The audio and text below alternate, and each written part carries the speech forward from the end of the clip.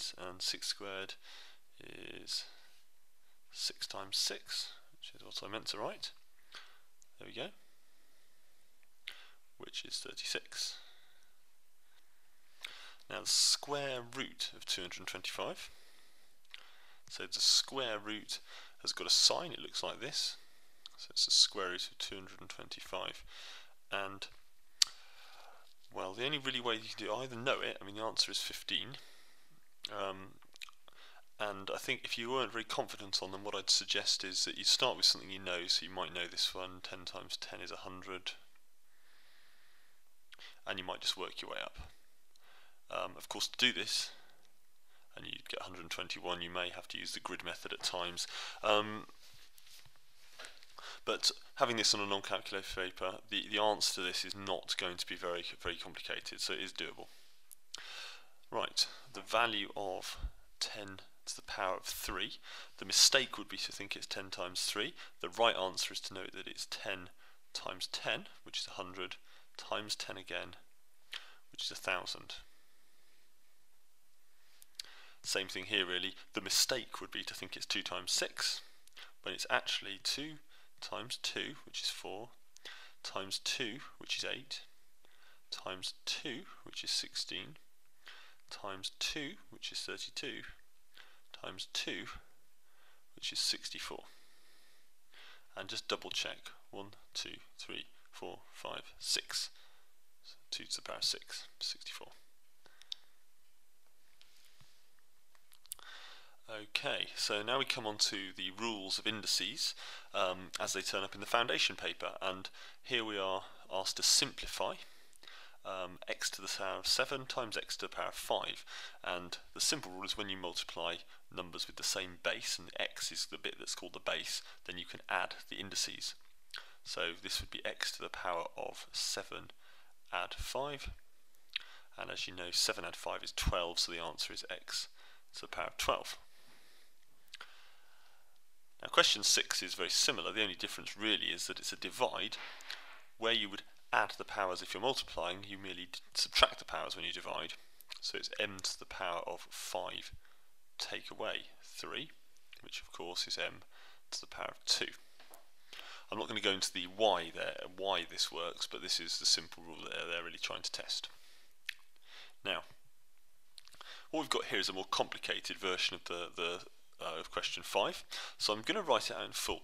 First of all, just notice that the x here is not a times sign. It looks like one, but it's actually an x, and that's why when I write it out you'll see I use an x as opposed to a times. So this means 5 times x times y cubed times 3 times x to the power of 3 times y to the power of 2. So this is why I draw my x's differently, because this is not a times, it's an x. Now, you hopefully know that when you multiply things you can do it in any order. Just to give you an example that's not connected with this, if I did 4 times 5, I get the same answer as if I did 5 times 4. So the order of timesing doesn't matter, and this helps us here. I'm going to start by timesing the numbers, so 5 and 3. 5 times 3 is 15. Make sure you remember to times the numbers. Quite often I'll see people and they'll have added them. Now we're going to deal with the x's. So there's an x and an x to the power of 3. You need to know that an x is actually an x to the power 1, we just don't write it, and when you multiply, like you did up here, you add the powers. So it's 1 add 3, which gives you x to the power of 4.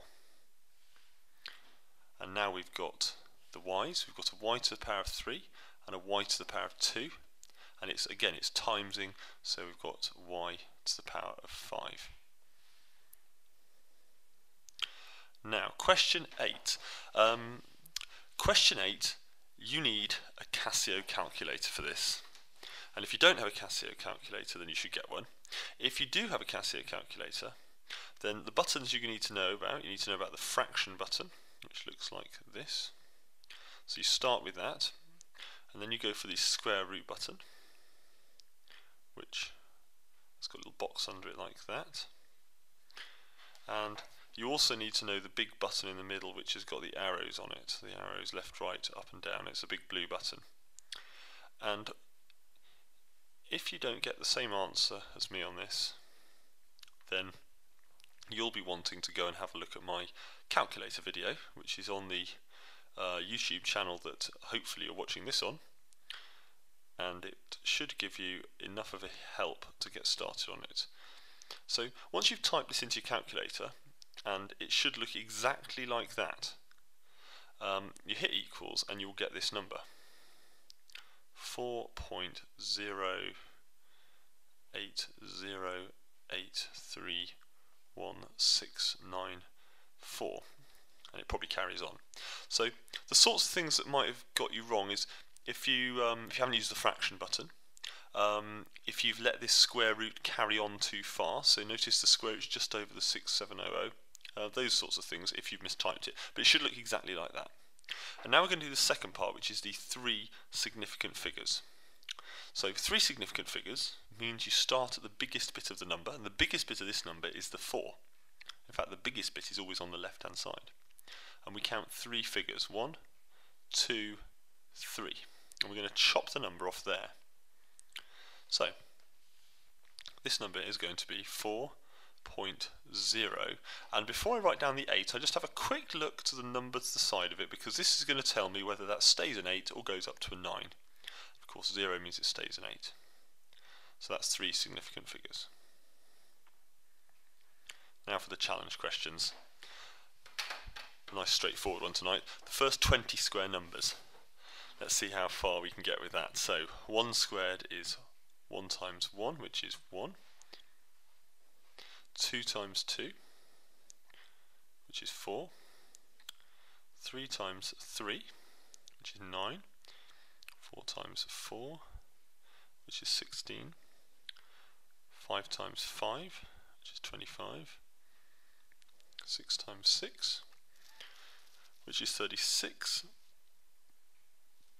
7 times 7, which is 49. If you haven't done this, by the way, this is something you should do after you've watched this. Grab a bit of paper and see if you can do it for yourself. And notice which ones you can't do. Those are the important ones. 81. The ones that you can do, brilliant, you can do them. The ones you can't do, those are the ones to pay particular attention to, because those are the ones you need to be thinking about in the daytime and putting them into your memory. And if you were at the Year 11 GCSE Parent Support Evening, then you would have seen Mr. Nicholson do his Memory Palace thing, and you might even choose to use that. Right, up to this point, most people can get this far. After this, it gets a bit harder. This is what separates out the people who are well prepared from the people who haven't bothered. There's a little pattern here. 13 13s is 169, and 14 times 14 is 196. Notice how the 6 and the 9 switch around.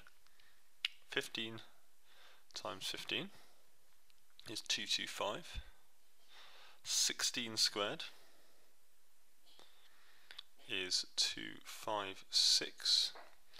17 times 17, that's supposed to be a 7, is 289. And these ones I always mix up. 18 times 18 is 324. And 19 times 19 is, let me just remember, something like 361, I believe. 361, yeah, 361. And then we've got 20 times 20, which is 400. Anyone can learn these. I taught a Year 8 lad. He had huge difficulty in maths. He didn't find it easy at all, but he learned all these. He just went home and learned them. And things like that stand people in very good stead.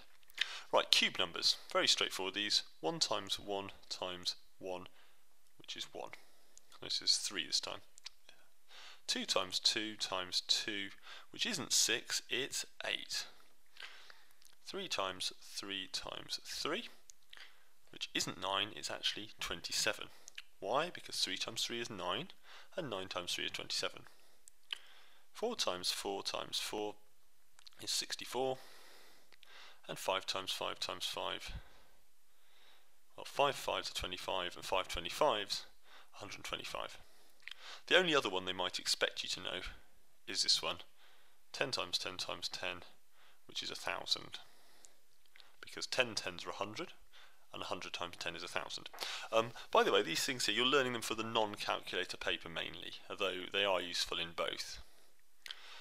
Right, all the prime numbers less than 30. Let's go. Well, 1 isn't a prime number, then it's 2, 3, 4 isn't, it's in the 2 times table, 5, 6, 7 is, 8, 9 isn't because it's 3 times 3, it's the one that catches people out, 10, then 11, 12, 13 is, 14, 15, 16, 17, 18, 19, 20, 21 is in the 7 times table, 22, 23, 24, 25, 26, 27, that's in the 9 times table, 28, 29, and that's it.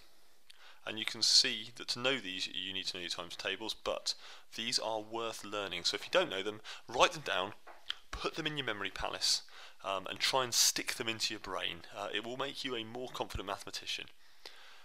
And that's all for today.